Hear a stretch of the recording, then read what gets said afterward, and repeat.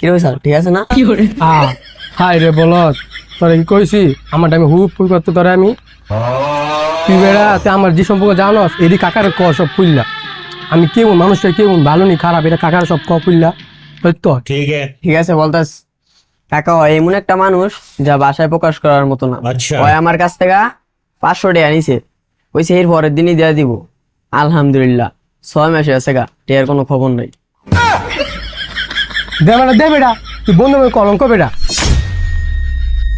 আমি দুধ কলা দেয়া এতদিন কাল চাপ পালছি আমিও দুধ কলা দিয়ে এতদিন কালসা পড়ছি।